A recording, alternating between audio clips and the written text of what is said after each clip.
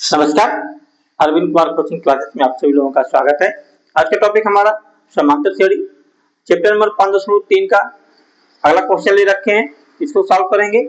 अब कोई भी समस्या होंगी तो आप कमेंट बॉक्स में कमेंट करिएगा और हाँ, लाइक करना, कमेंट करना, सब्सक्राइब करना मत भूलिएगा।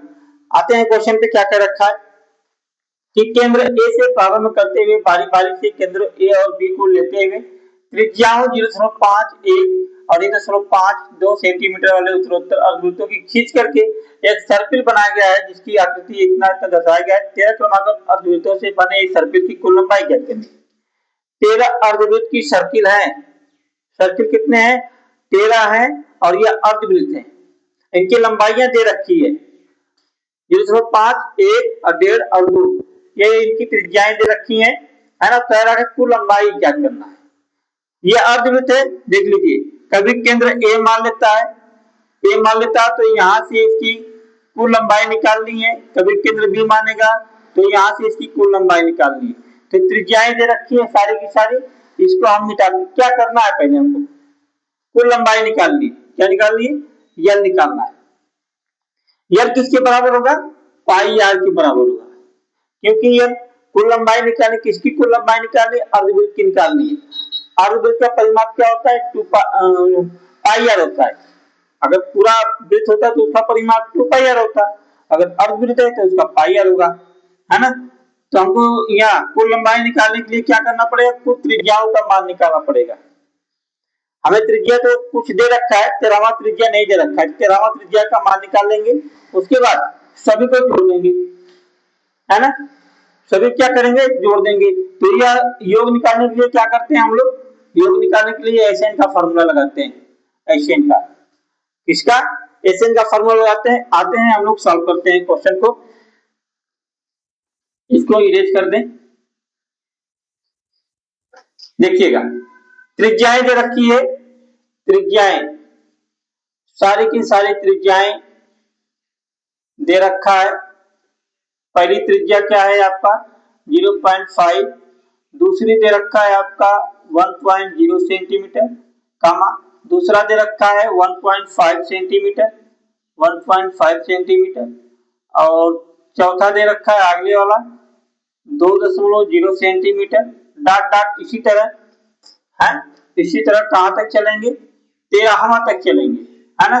13वां क्रमागत अर्धवृत्त है। अब 13वां हमको मालूम नहीं है कि 13वां जो पद है उसका त्रिज्या क्या है। 13वें पद की त्रिज्या क्या है?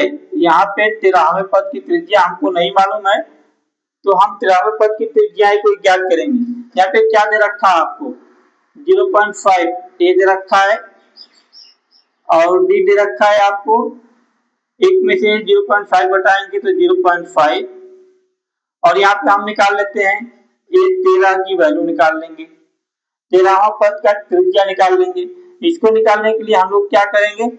उस फॉर्मूले पे चलेंगे, a plus n minus 1 into D, और a की वैल्यू 0.5 दे रखा है, प्लस का n 13 माइनस 1 इंटू 0.5, 0.5 प्लस का ये 12 गुणे 0.5, है ना। 0.5 प्लस 12 25 60, दशमलव लग जाएगा, 0 हट जाएगा, तो इसको निकाल लेंगे तो ये 6.5 हो जाएगा। यह ए 13 की त्रिज्या निकल गई कितनी? 6.5 निकल गई, है ना। 13वें अर्धवृत्त की त्रिज्या जो निकली 6.5 निकली। अब कुल की लंबाई निकाल लेते हैं हम लोग। कुल लंबाई निकाल लेते हैं। कुल लंबाई निकालने के लिए क्या होती है? यल जो होता है, यल जो है पाई आर 1, है ना, pi R 2, comma pi R 2, comma pi R 3, dot dot इसी तरह पाई आर 13 के बराबर है।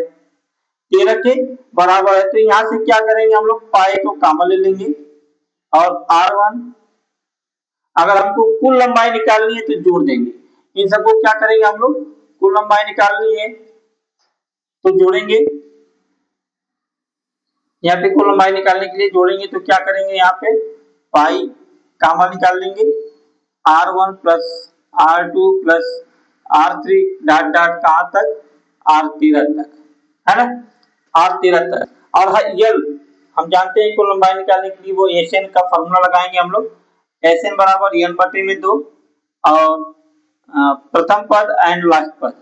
इसको सॉल्व करेंगे तो यहाँ पे लिख लीजिए ये पाई एन बटे में 2, एन क्या है 13 है, बटे में 2 और प्रथम पद हमको दे रखा है 0.5, ये प्रथम पद हमको दे रखा है 0.5 और लास्ट पद क्या दे रखा है हमको, लास्ट पद दे रखा है 13वां पद 6.5, है ना।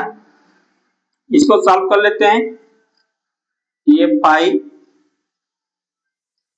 13 बटे में 2, यह आ जाएगा आपका 7, है ना, यहाँ पे आ जाएगा गुणे 7, पाई का मान रख देते हैं 22 बटे में 7, पाई का मान कितना होता है 22 बटे में 7, 22 बटे में 7 गुणे 13 बटे में 2 और गुणे 7, 7 से 7 कैंसिल हो जाएगा, 2 से ये 11 बार में जाएगा, है ना। अब यहाँ पे 13 और 11 का मल्टीप्लाई करूंगा तो 143 आ जाएगा, ये क्या निकल जाएगा, कुल लंबाई निकल जाएगी, किसकी, अर्धवृत्तों की कुल लंबाई निकल जाएगी, है ना। 13 अर्धवृत्त है, 13 अर्धवृत्तों की कुल लंबाई निकल जाएगी। इसी तरह हम लोग चलते हैं अगले क्वेश्चन पे।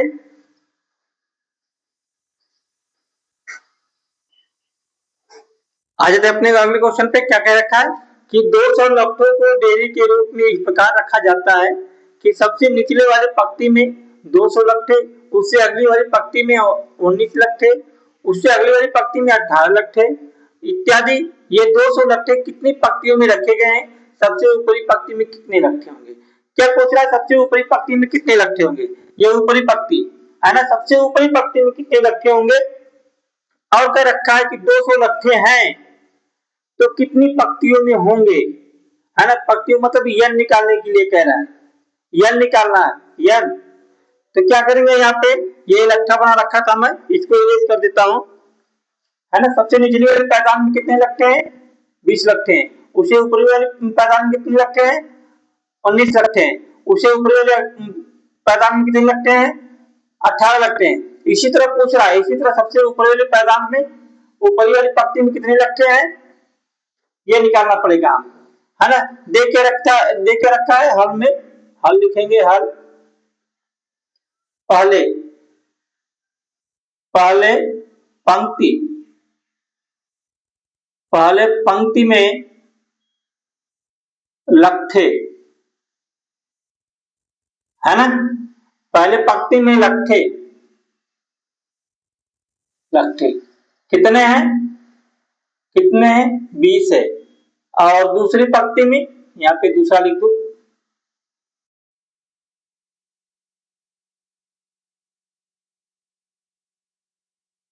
आपके 19, तीसरे में, तीसरे पंक्ति में कितने लट्ठे हैं 18, चौथे में, चौथे पंक्ति में कितने लट्ठे हैं आपके 17, है ना। इसी तरह पूछ रहा है कि 200 लट्ठे हैं तो कितने पंक्ति में होंगे, है ना, कितने पंक्ति में, यन पूछ रहा है ना, यन पूछ रहा है। तो यहाँ पे डाट डाट करके दिखाई देंगे, यहाँ पे लिख दीजिएगा। तो क्या हो गया, इस तरह से हमको एक समांतर श्रेणी मिल गई, है ना, यहाँ पे लिख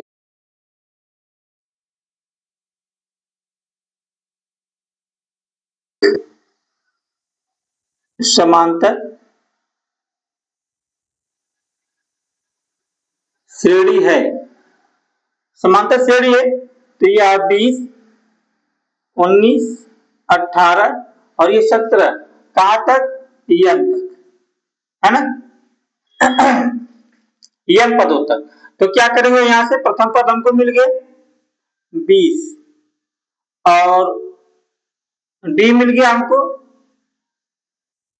-1 और क्या रखा है 200 लट्ठे हैं, तो ये एशन बराबर दे रखा है 200 और ये हमको कह रहा है भैया निकालो, और ये भी कह रहा है कि ऊपरी वाली पंक्ति में कितने लट्ठे हैं वो भी निकालना है। तो सबसे पहले हम क्या निकाल लेते हैं, ये निकाल लेते हैं, ये निकालने के लिए हम लोग वो वाला फॉर्मूला यूज करेंगे एसएन वाला, n बटे में 2 और यहाँ पे a प्लस का n minus 1 2a minus 1 into D SN दे रखा है 200 बराबर n n नहीं मालूम है हमको, है ना। 2a की वैल्यू 20 प्लस का n minus 1 into D D की वैल्यू माइनस का 1 200 यहां गुणा कर देते हैं, ये हो जाएगा 400 ये आपका n ये 40 प्लस यहाँ पे ये मल्टीप्लाई में है तो ये हो जाएगा माइनस का n और प्लस का 1। जब इसको खोलूंगा ये 400 n 40 माइनस n प्लस का 1, देख रहे थोड़ा सा आ रहा है नीचे, हाँ प्रॉपर है ना। ये आपका आ गया। उसके बाद क्या करेंगे हम लोग, n से मल्टीप्लाई कर देता हूं, n से मल्टीप्लाई कर दूंगा तो 40 का n आएगा माइनस n स्क्वायर, यहाँ पे 41 हो जाएगा, 41 का n माइनस n स्क्वायर, बस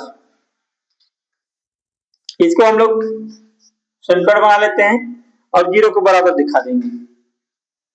n स्क्वायर ये माइनस का n स्क्वायर है प्लस का 41n और 400 को उधर ले जाएंगे और इसको बराबर 0 के बराबर दिखाएंगे। तो 400 का हम फैक्टर करते हैं, 400 का फैक्टर करें कि गुणा करने पे 400 आ जाए और जोड़ने घटाने पे 41 आ जाए, तो 25 गुणे 16 कर लेते हैं। 25 और 16 को जोड़ेंगे तो 6 5 11 3 1 4 आज हो जाएगा। 25 16 को गुणा करूंगा तो 400 भी आ जाएगा। हाँ तो इस तरह से आपको फैक्टर मिल गया। ये माइनस करना है भाई, माइनस 400 बराबर 0। यहां से कॉमन लेते हैं, कितना कॉमन ले लेते हैं हम लोग, n कॉमन ले लेते हैं, माइनस का n कॉमन ले लूंगा तो बचेगा क्या, n बचेगा और यहाँ पे माइनस कॉमन लिया हूं तो प्लस और ये 25 है ना।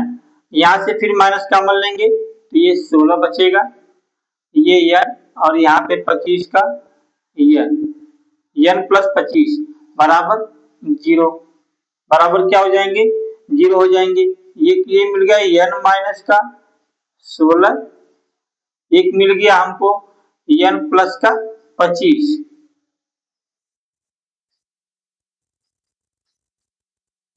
है ना। तो ये क्या हो जाएंगे हमारे, ये n बराबर माइनस का 16 बटे में -1, तो ये खत्म हो जाएंगे तो बचेगा क्या, बस प्लस का 16 है ना और n प्लस का 25, दो चीज मिलेंगी। तो इसमें से हम कौन सी वैल्यू को लेंगे, n किसको लेंगे हम लोग, 16 को लेंगे कि 25 को लेंगे। अगर 25 को लेता हूं तो 2 ही सौ लगते हैं, है ना, तो ये ज्यादा हो जाएगा। तो हम क्या करेंगे, ये 16 ले लेते हैं, 2 ही सौ लगते हैं, है ना। तो n बराबर क्या लेंगे हम लोग, n बराबर 16 ले लेंगे। अब क्या करना है हमको, सबसे ऊपरी पंक्ति में कितने लगते हैं, ऊपरी पंक्ति में कितने लगते हैं, तो हमको an बराबर निकालना पड़ेगा। an बराबर a बराबर हम जानते हैं कितना है 20 और n 16 माइनस का 1 इंटू डी की वैल्यू -1, 20 प्लस का यहाँ पे आपका गुणा हो जाएगा तो माइनस का 16 और ये प्लस का 1 है ना। तो 20 और ये प्लस माइनस तो 16 में से माइनस का ये बचेगा आपका 15, तो 20 में से 15 जाए तो 5, an की वैल्यू क्या आ गई, 5 आ गई। इसका मतलब सबसे ऊपरी वाली पंक्ति में कितने लट्ठे होंगे? 5 लट्ठे होंगे। सबसे ऊपरी वाली पंक्ति में कितने लट्ठे होंगे? 5 लट्ठे होंगे। और 200 लट्ठे कितनी पंक्तियों में समेटे गए हैं? 16 पंक्तियों में समेटे गए हैं। इस तरह से हमारा सवाल सॉल्व होता है। थैंक यू, नमस्कार।